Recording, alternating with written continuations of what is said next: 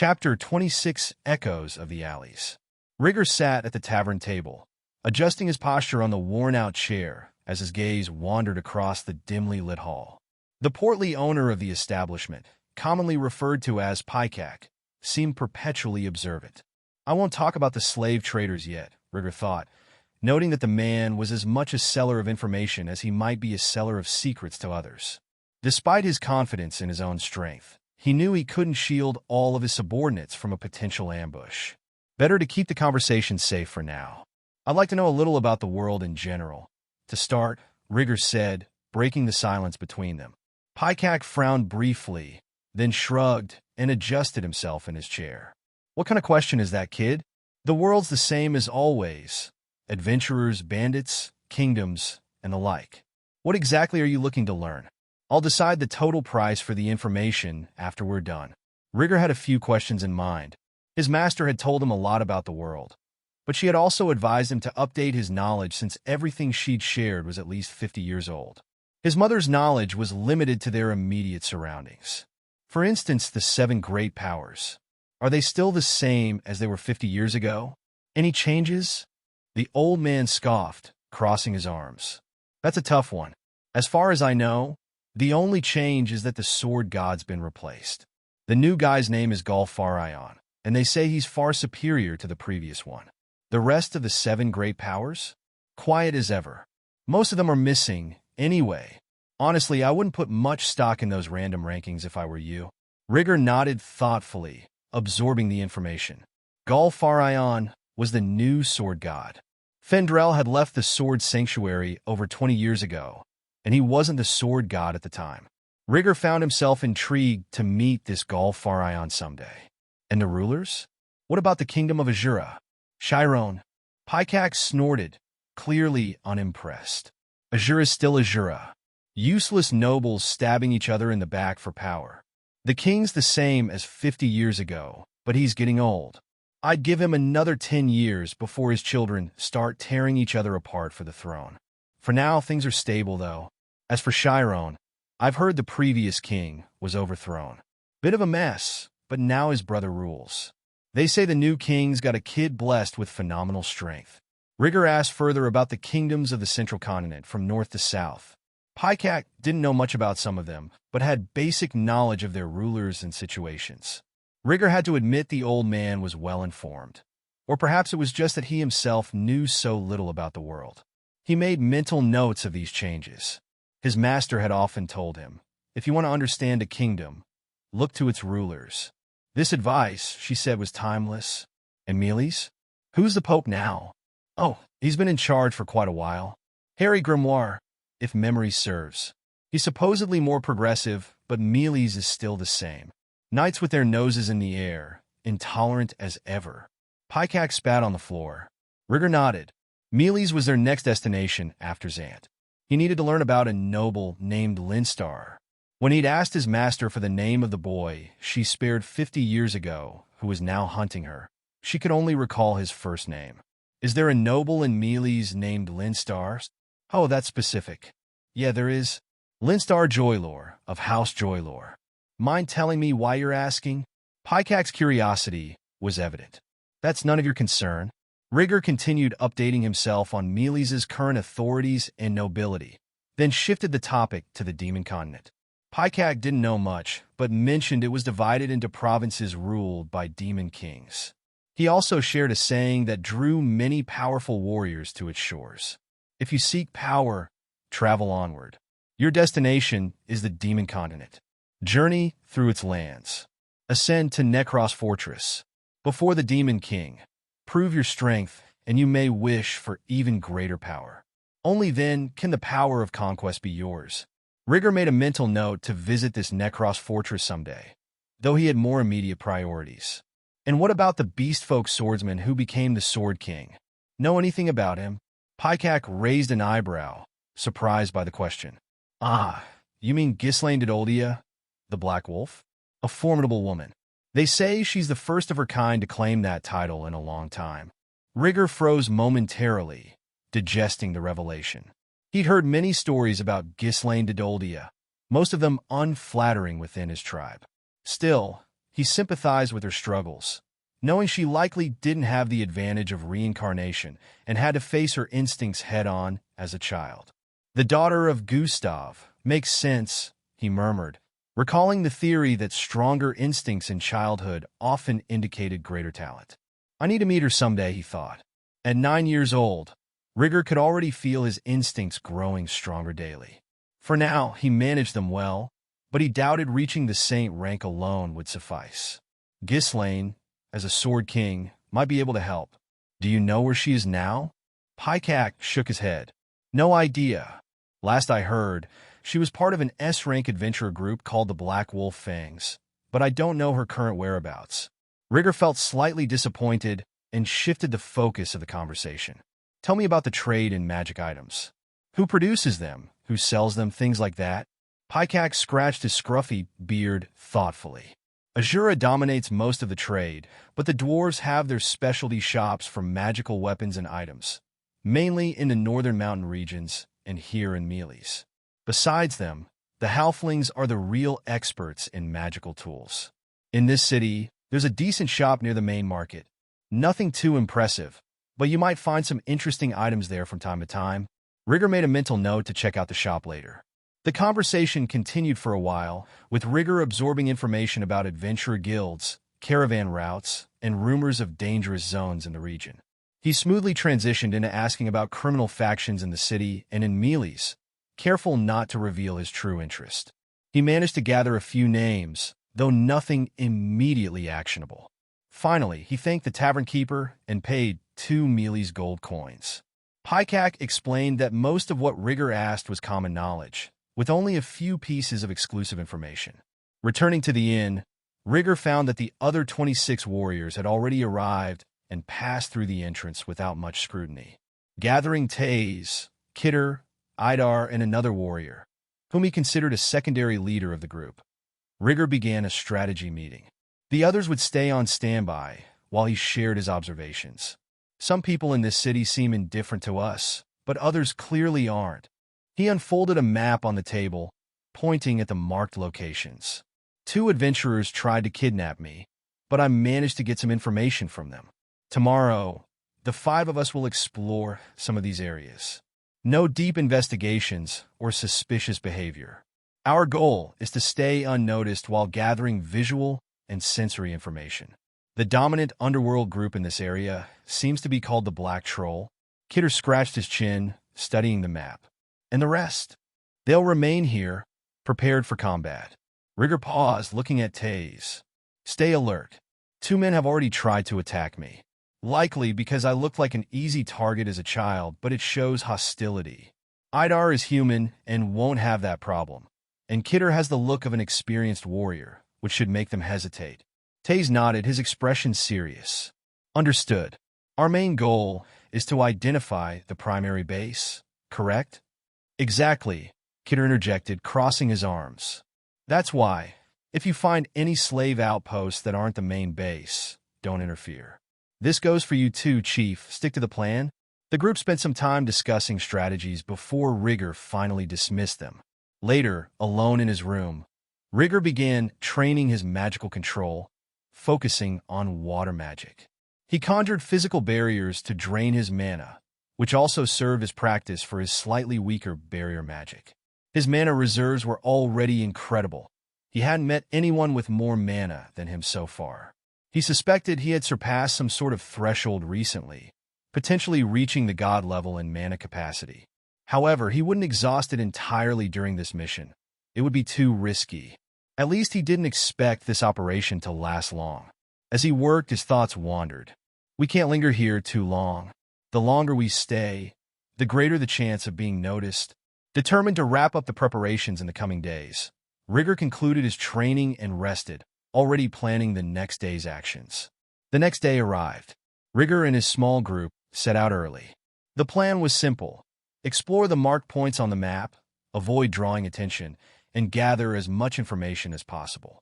Taze, Idar, Kidder, and the other warrior, Ralpher, split off from Rigger, each with a basic copy of the map. Rigger headed to the first marked location, a shop used as a front for slave trading. The shop was located on a narrow street with tightly packed buildings and small windows. Its facade was unremarkable, a heavy wooden door with a faded sign that read Port Antiques. Seems ordinary, Rigger thought, frowning as he examined the building. Rigger moved slightly away from the people walking nearby, circling the area to get a clearer view. He quietly climbed a stack of crates and positioned himself on the roof of an adjacent building, activating his mana eyes. Let's see what's hidden here, he thought. The magical vision revealed a grim scene. Behind the shop, in a partially covered area, there were several cages. Inside them, he saw a human, beast, and other figures, some barely recognizable due to their deplorable state. Many were malnourished, and some had untreated open wounds. Rigger's frown deepened as he observed more closely. 5 attendants in the front, 4 poorly armed guards near the cages. Weak breathing. Some of the slaves are on the verge of death. It doesn't look like a main base, just a smaller sales point.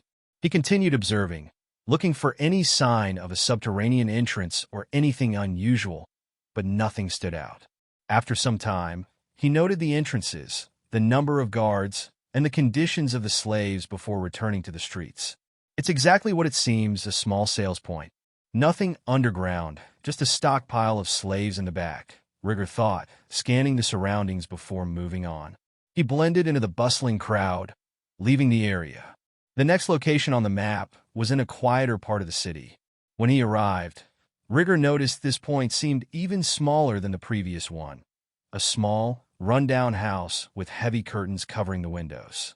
There were no obvious signs of movement, except for a faint trail of footprints in the mud leading to the entrance. Rigger activated his mana eyes again. The magical flow inside the house was almost non-existent. There was little indication of many people being present. Nothing here. Either it's empty or too insignificant to bother with, but also easy to deal with if needed. Rigger took on more locations himself since his mana eyes sped up the process. After checking his targets, he headed to his next destination, a magic item shop recommended by Pycak. The magic item shop was vastly different from the other locations he had visited.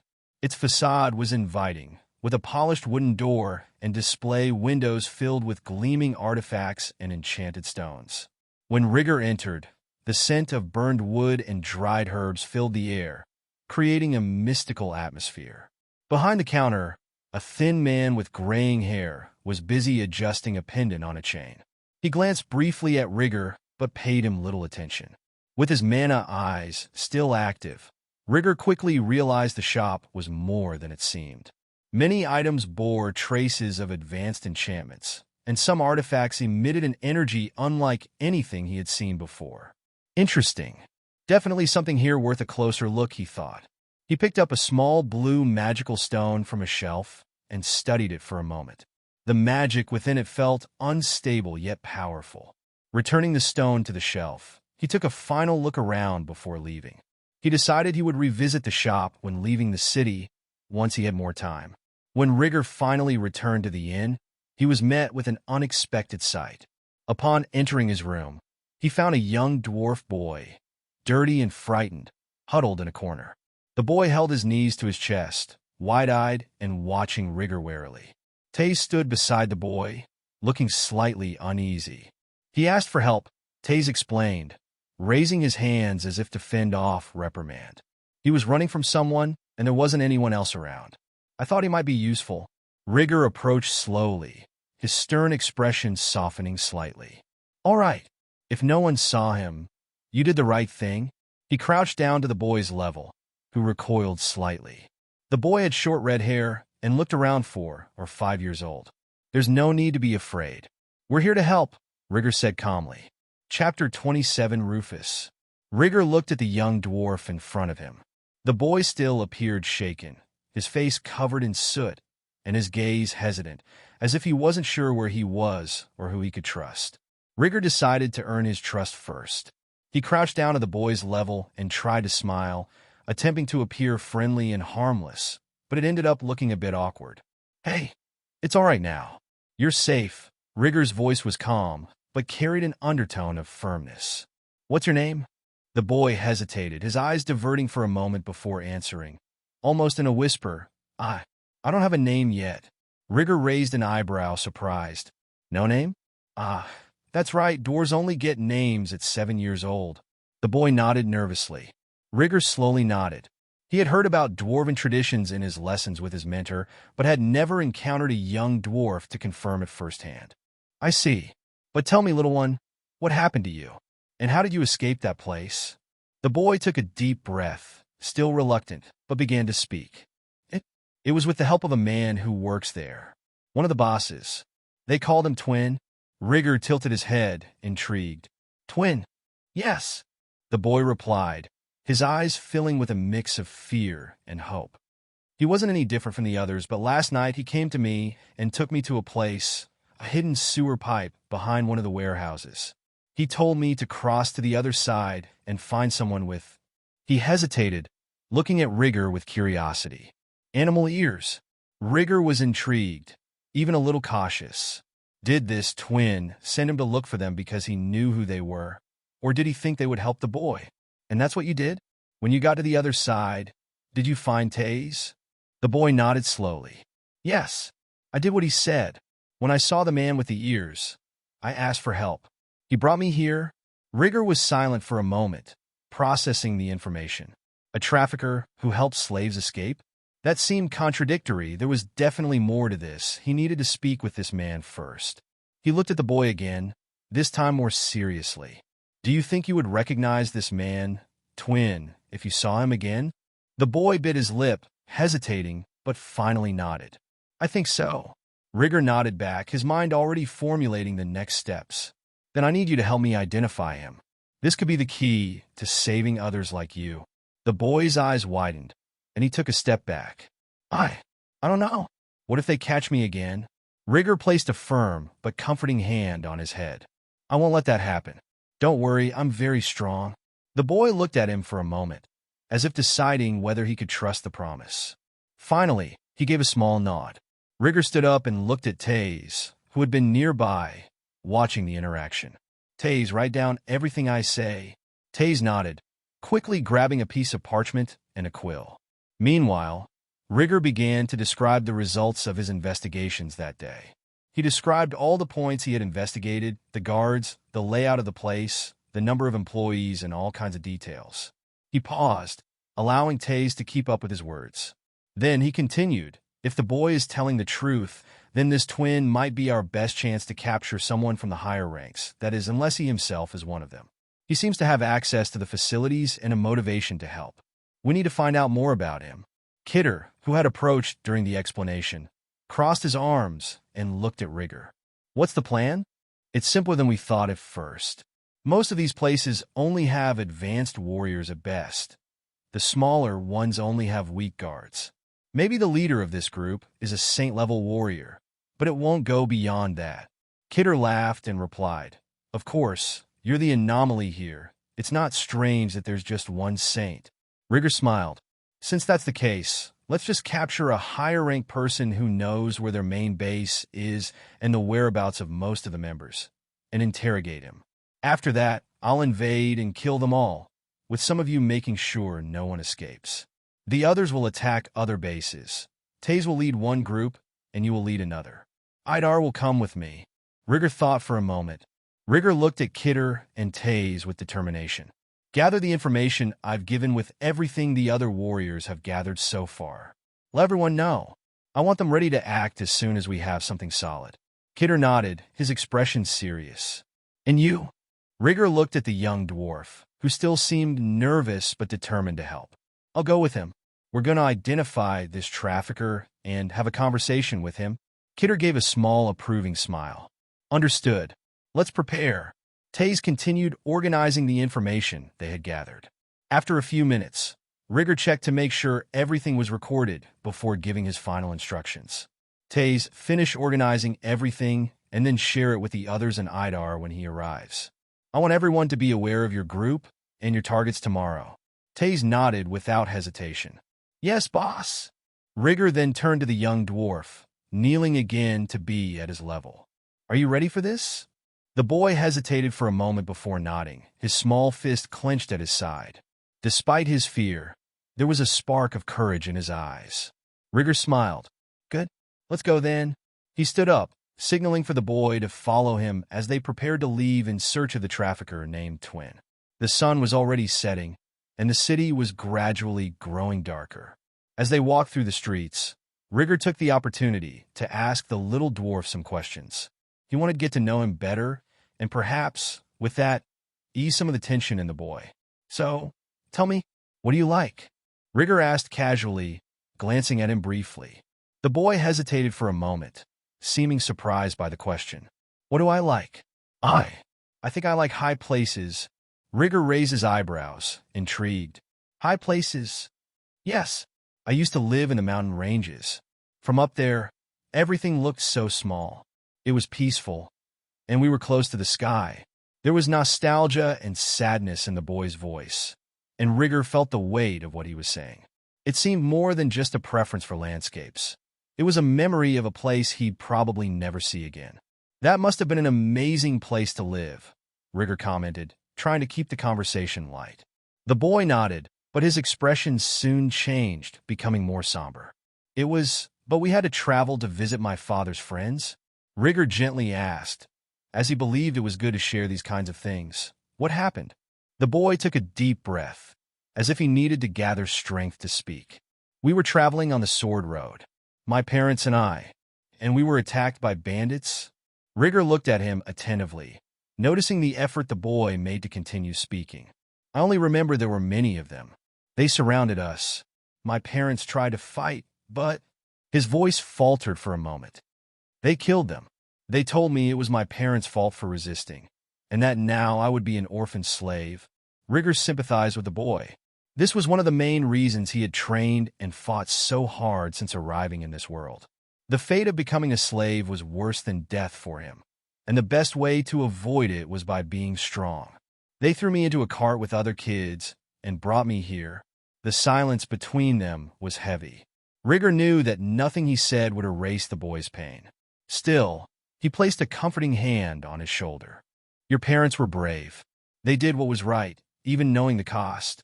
The boy looked up, surprised by Rigger's words, and then nodded slowly. Rigger continued, Don't think you shouldn't fight because your parents died doing that. On the contrary, to avoid suffering the same fate again, you need to fight. After a while, they arrived at the location Taze had indicated. It was a busy area, with people coming and going, even at that hour of the night. The lanterns illuminated the streets poorly, casting shadows that danced on the walls of the surrounding buildings. Rigger looked at the little dwarf and pointed to a more secluded corner where he could wait without being noticed. Hold on to me. I'm going to climb that building. From up there, we'll have a better view of the exit. The boy nodded obediently and held on to him.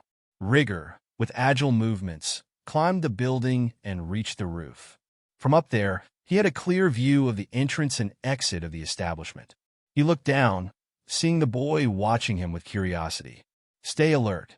When he shows up, let me know. The boy nodded again, but seemed nervous. Rigger decided it was a good moment to bring up another subject. You need a name, you know? The boy blinked, surprised by the sudden change of subject. A name? Yes. It's strange for me to keep calling you, don't you think? The boy seemed to think about the idea. But I only get a name when I'm 7. Well, that's your race's tradition. But you're here now. We can give you a nickname for now. The little dwarf hesitated, but seemed intrigued. Rigger continued. In my homeland, there was a name that meant something like being red-haired. I think it suits you. How about Rufus? The boy's eyes brightened. He repeated the name, as if testing the sound of it. Rufus. I like it. Rigger smiled, satisfied. He had chosen the name casually, but it seemed to please the boy, which was the most important thing. The night went on, and they remained alert. Rufus kept his eyes fixed on the entrance of the establishment, while Rigger monitored everything from above, analyzing every movement. Finally, after some time, Rufus pointed. It's him. Rigger followed the boy's gaze and saw a man coming out the door. He had long brown hair tied in a braid and was carrying a jug of alcohol. Despite his relaxed appearance, there was something in his posture that suggested experience in combat. The man seemed to be middle-aged, and his jovial behavior contrasted with the image one might expect from someone associated with slave traders. He greeted the people around him with laughter and waves, as if he were a well-known figure in the area. Rigger swiftly descended from the building and approached the man. "Are you sure?" "I am," Rufus answered, the conviction in his voice outweighing any hesitation. Rigger looked at the man again before lifting Rufus into his arms. "All right, let's follow him." The man walked for some time, turning several corners, as if he were simply heading home or finishing a typical night. Eventually, he entered a quieter alley, far from the curious eyes of the main street. It was the perfect moment to act. Rigger gently placed Rufus on the ground, indicating for him to stay hidden behind a pile of nearby crates. "Stay here. Don't move until I come back." The boy nodded, though his eyes showed concern. Rigger silently advanced toward the man, moving with the grace of a predator. When he was close enough, he used his howling magic at short range. The powerful roar echoed through the narrow alley, completely disorienting the man. He stumbled, barely managing to grab the hilt of his sword before collapsing, stunned by the sonic impact. With agility, Rigger lifted the unconscious man over his shoulder and returned to where Rufus was waiting. Without wasting time, he scooped the boy up and began climbing the nearby buildings. Jumping from rooftop to rooftop, he kept a steady pace until he reached the tavern, where he entered discreetly through an upper window to avoid being seen. Once inside, Rigger placed Rufus on the ground. "Is he going to be okay?" Rufus asked, his voice filled with concern. "He saved me." Rigger observed the boy for a moment before answering honestly. "That depends on him. If he cooperates, there's no reason anything bad should happen." Rufus nodded slowly, still a little worried, but trusting Rigger's words. The boy ran off to find Taze, and Rigger carried the unconscious man to his room. There, he called one of the warriors who had accompanied him on the mission. "Tie him up. Use reinforced ropes. I don't want to take any chances." The warrior nodded and began to work, while Rigger went downstairs to check for updates on the investigation. He found Idar in the main hall, speaking with one of the warriors. When Idar saw him, he approached immediately. "Idar, why did you take so long?"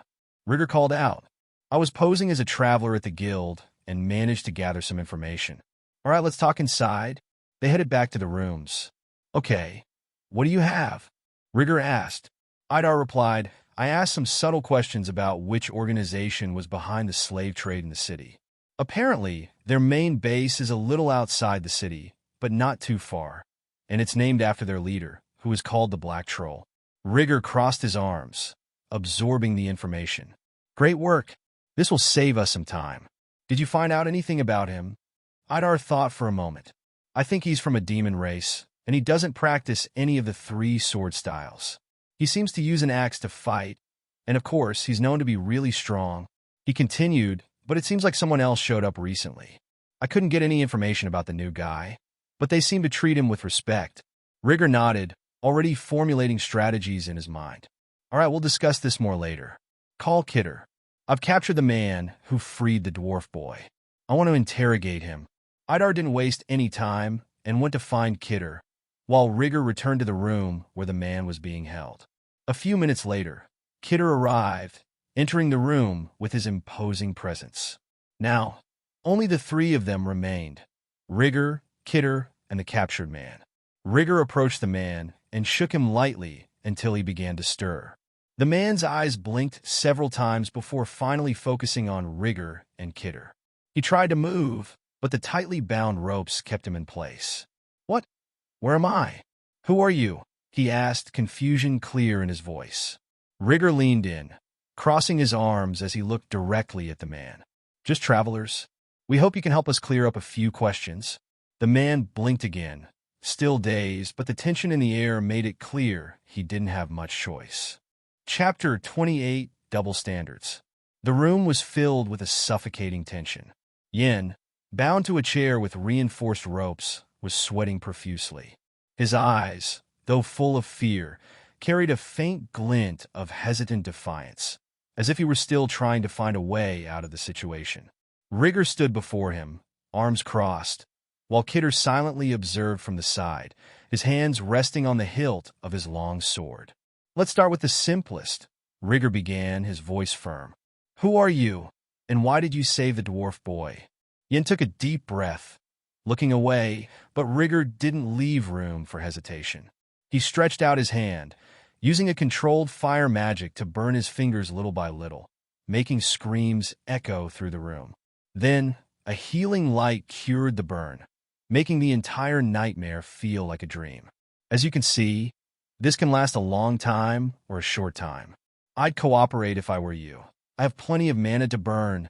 The prisoner, still with fear in his eyes, swallowed hard. Okay. My name is Yin. I'm one of the collectors in the trafficking network here. I help transport and sell slaves. That's what I do." Kidder clenched his fist around the hilt of his sword, his expression growing even darker.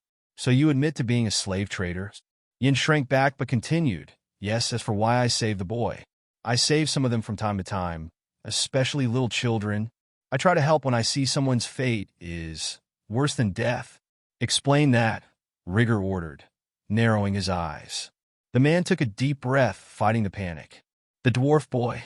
I knew he was going to be sent to a human noble from Azura, a filthy bastard who has strange taste when it comes to food. He's in Mealy's now, on a diplomatic trip, but my superiors said he wanted a young dwarf, and it was decided that he would be sent. When I heard about it, I helped the boy escape."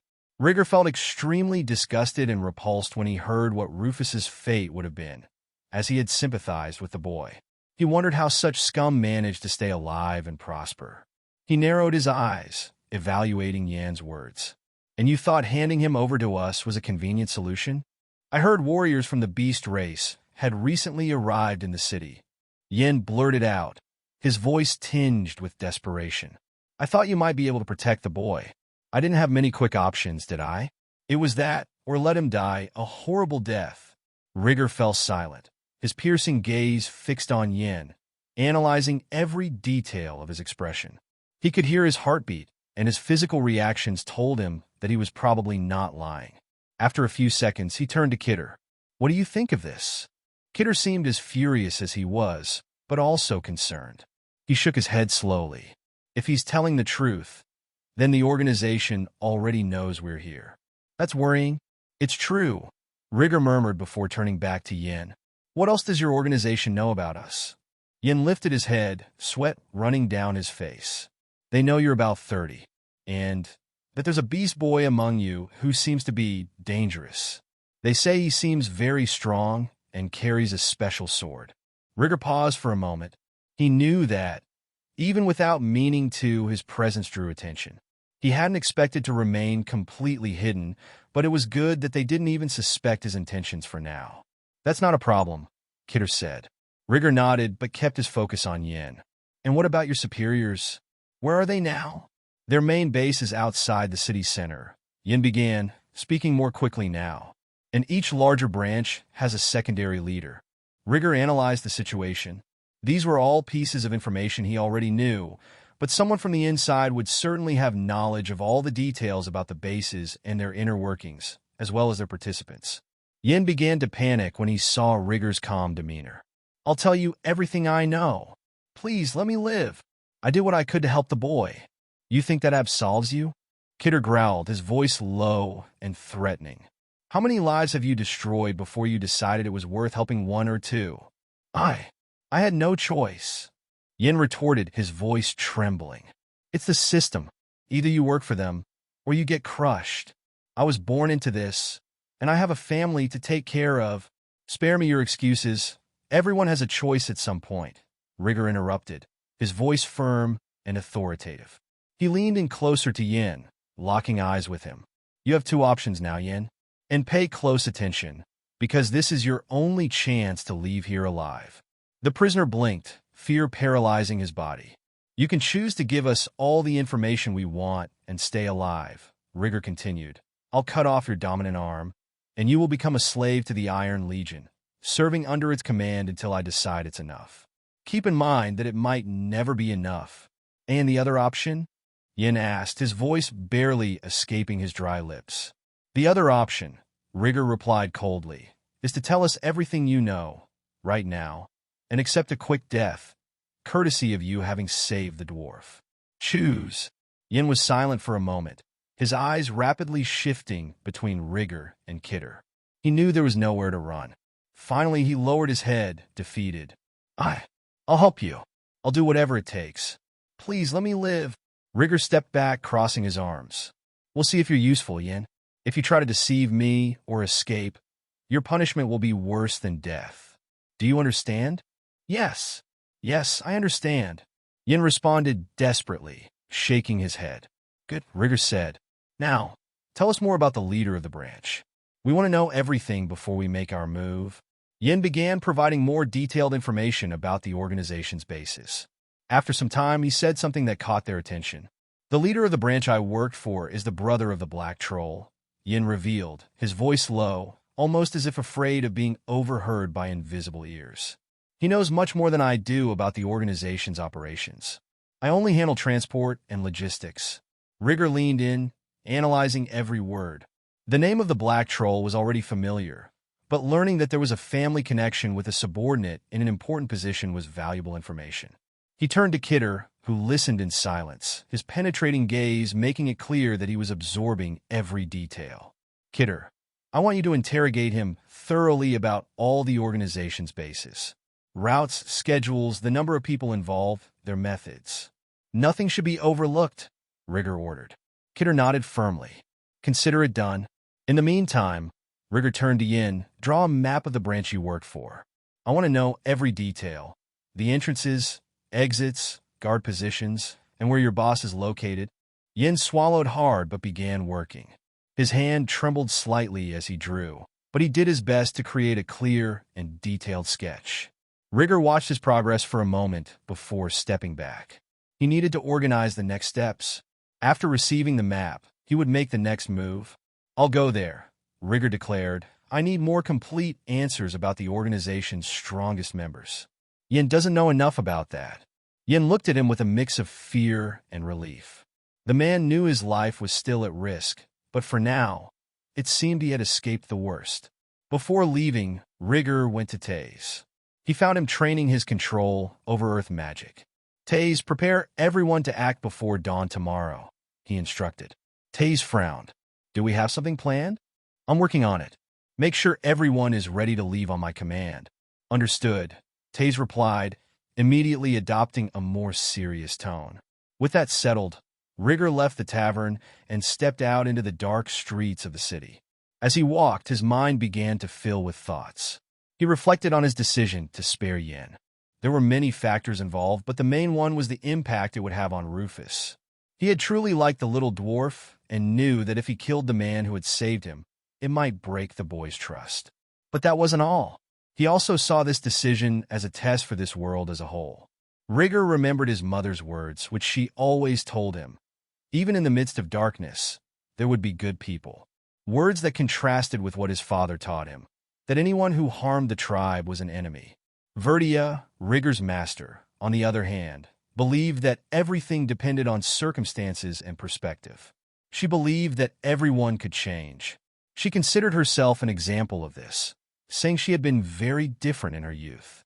He remembered a particular conversation in which she told him about the nobleman who had tried to kill her because her group had killed his parents 50 years ago. I can't blame him for wanting revenge, she had said. But if I could go back in time, I would still spare him. He was just a child back then, and that's my limit for what I could accept. It doesn't matter what reason I had, I took away his family, and he resents me for it. Rigger pondered these words as he walked through the quiet streets. The world was full of conflict. Different perspectives led to inevitable confrontations. His master had told him that decisions were often ambiguous, but as long as you had a moral compass, you could move forward. He agreed with that. How far would he go? What would he be capable of doing to protect his own and achieve his goals? As long as he kept that clear, he believed he could live without regret. There were many nuances between what was right and wrong, and Rigger knew this better than most. Everything depended on perspective. For some, he would probably be considered a villain for killing everyone who opposed him. But for him, things were simple. If you attack someone, you need to be ready to be killed in response. He wasn't foolish enough to think that everyone he had killed was evil by nature. He knew that among them, there were those who didn't want to be there, who had been forced by circumstances or others. However, as his master had once told him, they just ended up on different sides of a battle. He was born into a beast-like race, while these enemies were born human and became mercenaries. The conflict between their species was not new, nor something that could be easily resolved. From the moment they were born, both sides were destined to clash, just as many races in this world were. And this is the world I live in now, Rigger thought as he walked the streets toward the organization's branch. A place where strength dictates what you can or can't do. As long as you're strong enough, you can protect whoever you want, fight against whoever you want, and even kill those who oppose you. In the end, this wasn't his old world. Most of the problems could be easily solved if you were strong enough. This harsh reality was something he accepted, but at the same time, he recognized there were limits. He considered himself a reasonable person, but he still didn't know what his moral limit was. This was the main reason he had spared Yin. A test not just with Yin, but with this entire world. If Yin was capable of improving and evolving, it would influence Rigger's decision regarding his moral limit. Yin is weak. He poses no threat to me or to others, he reflected. His actions so far show he has some decency, even though he's involved in slave trafficking. Let's keep an eye on him for now. He had entrusted Kidder with the task of keeping Yin under surveillance and extracting everything they could from him. Not just information, but also a deeper understanding of the man they had before them.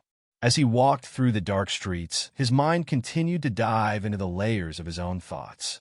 He remembered his master's words. No matter the reason, sometimes you'll end up killing someone who, in other circumstances, could have been a friend.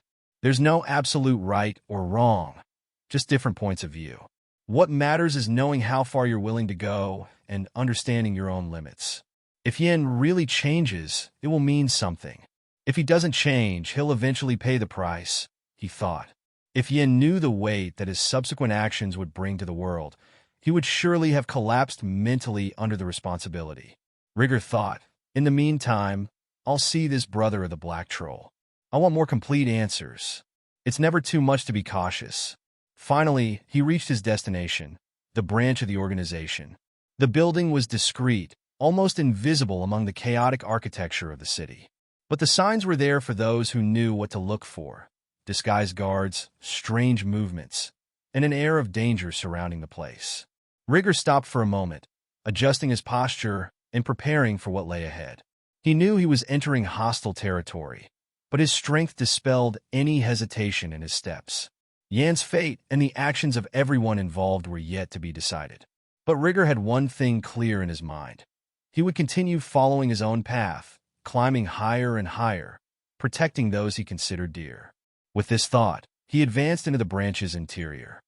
Meanwhile, on the other side of the world, Central Continent, Fatoa Region, Buena Village. POV, Rudeus Greyrat. I'm Rudeus Greyrat.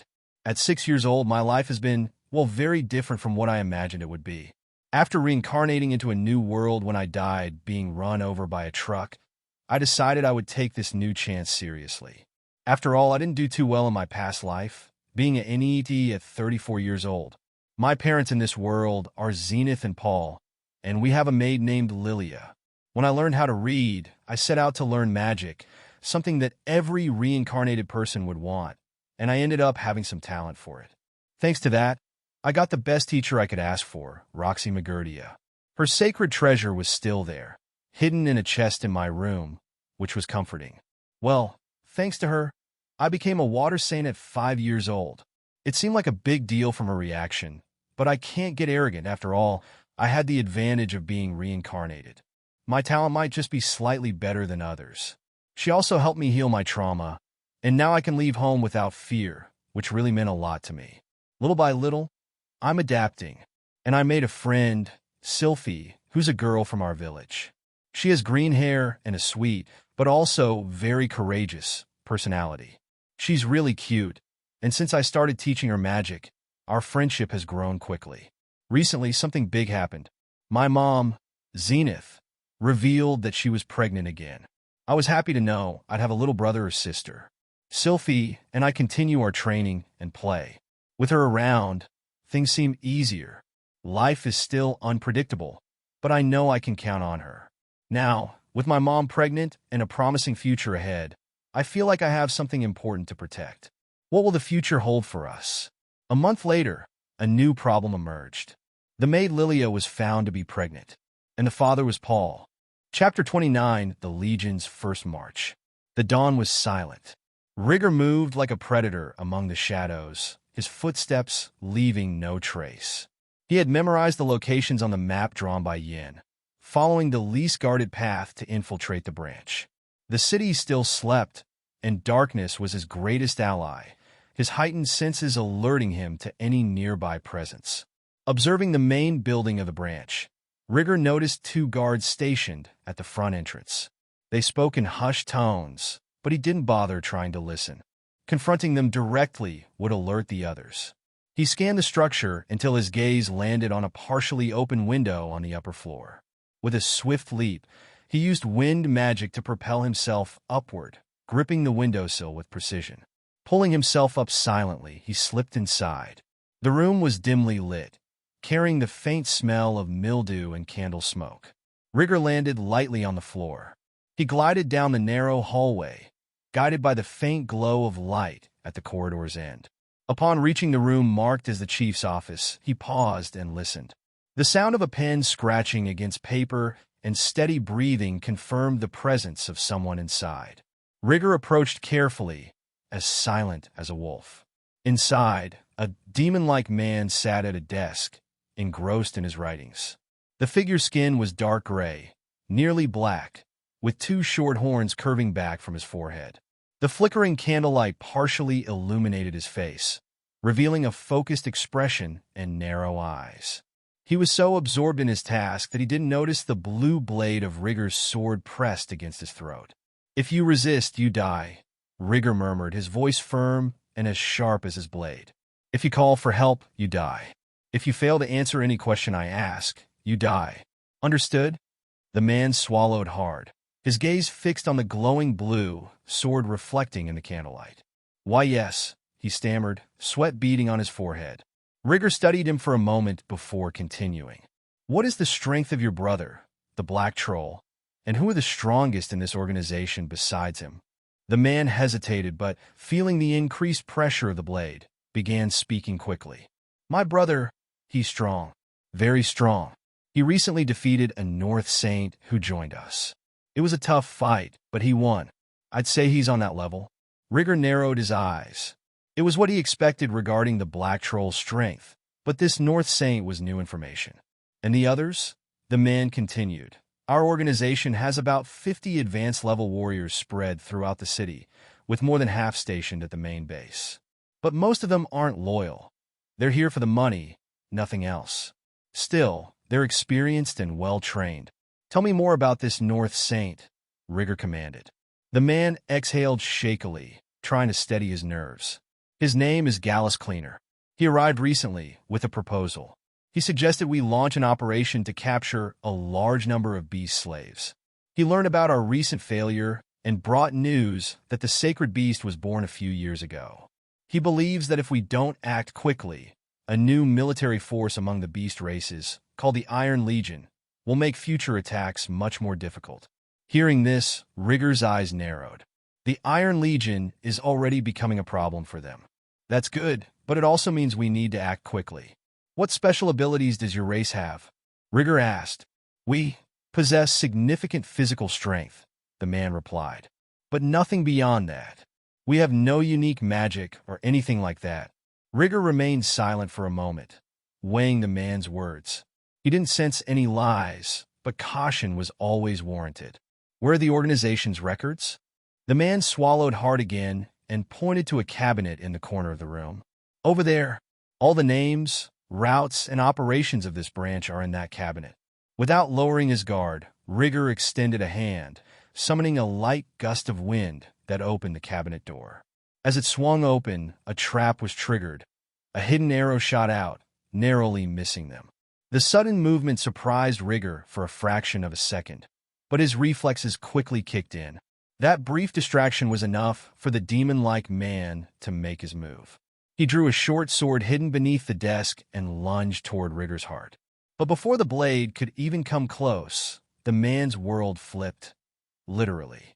In a single, fluid motion, Rigger sidestepped the attack and decapitated the man with one precise strike. His sword cut through the air with lethal efficiency. The demon's head rolled across the desk, his eyes wide in a mix of shock and despair. His body collapsed a moment later, knocking over the candle and plunging the room into semi-darkness. "You resisted," Rigger muttered, cleaning his blade on a cloth from the desk. He turned his attention to the cabinet and the scattered papers. At least the documents were indeed here. Wasting no time, Rigger began scanning the records. Once he confirmed the information matched what the man had said, he set the papers aside. Rigger stood silently for a moment, staring at the decapitated body before moving. "If those guards check on their chief periodically, I need to ensure no one gets in." With a subtle motion, he conjured a compact, reinforced earthen wall over the doorway. The barrier fit snugly into the frame, completely blocking access. It wasn't an elegant solution, but he wouldn't take long to return to this place anyway. He moved toward the window he'd entered through. Using his mana-enhanced vision, he scanned the branch. The flow of energy through the walls revealed several guards patrolling the area, along with a group of slaves confined to a larger room in the back. He also detected two particularly strong mana sources, confirming the presence of the advanced-level warriors the demon had mentioned. 2 advanced warriors. Taze can handle them if necessary. If I attack now and someone escapes, the main base will be alerted, complicating matters. He resolved to stick to the plan. This branch would be an easy target once everything was ready. Until then, no one could suspect a thing. Moving with the same precision as before, Rigger slipped out through the window and vanished into the early morning shadows. 2 saints and several advanced warriors. I've never faced anything that strong, but I'm confident I can win, as long as I don't make any mistakes. With his objective clear, he headed back toward the city, moving quickly through the empty streets until he reached the inn where Pykak, the innkeeper, resided. The building's shabby exterior exuded the same decrepit aura as the man himself. He entered without hesitation, finding Pykak snoring loudly in a corner of the main hall. With a sharp bang on the nearby table, Rigger startled the old man awake. "What? Who dares disturb me at this hour?" Pykak grumbled, blinking furiously as he tried to make sense of his surroundings. When his eyes landed on Rigger, his face twisted in alarm. "Oh, it's you? What do you want in the middle of the night, beast boy?" "I need you to prepare supplies, wagons, and horses for a convoy," Rigger said bluntly, his voice firm and non-negotiable. "Everything must be ready by late tomorrow afternoon." Pykak's eyes widened in surprise. "A convoy? What convoy? Who are you planning to transport? And if you want this by tomorrow, it'll cost you a fortune, boy. It's not easy to get all that on such short notice." Rigger leaned forward, a cold smile spreading across his lips. "I'll soon have plenty of travelers for you. I'll give you the exact number in a few hours. As for the money, it will come with them. Just start the preparations immediately." Pykak hesitated, looking at Rigger with a mix of fear and irritation. "You think it's that simple? I need to know more details." "You'll know enough when the time comes," Rigger cut off any attempt at an argument. "I know you sold our information to someone, so consider this payback." The merchant swallowed hard, mumbling something unintelligible as he began to rise, but Rigger didn't wait to hear more. He disappeared into the darkness before Pykak could lodge further complaints. When he reached the inn, the sky was beginning to take on a faintly lighter hue, signaling the approaching dawn. Rigger entered the inn without ceremony. The group was scattered across various rooms, taking advantage of the brief respite before their next move. He knocked on Tay's door, and the warrior, ever alert, opened it almost instantly. "Gather everyone in one room now," he ordered curtly. Taze nodded without question and left to carry out the task. Rigger remained there, waiting as the others were summoned. Within minutes, the small room was crowded. Taze, Kidder, Idar, Rufus, the slave Yin, and the other warriors stood ready, either sitting or leaning against the walls. Rigger stood at the center, his piercing gaze sweeping over them, feeling the gravity of the moment. The Iron Legion, even in its nascent stage, had already proven itself a promising force. This would be its first real operation outside the Great Forest. "Listen carefully," Rigger began, his voice as sharp as a blade. "As Tay should have informed you, we act today, before sunrise. The operation will be swift and precise, like lightning striking before anyone realizes it's there." He paused, ensuring he had everyone's attention. "Kidder and Taze will each lead 13 warriors. We will strike the slavers' bases simultaneously, starting with the largest and working our way down to the smallest. The goal is to eliminate as much resistance as possible before they have a chance to react or flee." The two warriors nodded, absorbing the instructions. Rigger continued. "Idar," he called out, and the young human immediately straightened. "You and 2 other warriors will follow me to the main base. Your job is to eliminate anyone trying to escape and ensure nothing goes wrong while I deal with the organization's leaders." Idar nodded, his expression serious. "Once I'm done with the main base, I'll assist the rest of you with the other bases.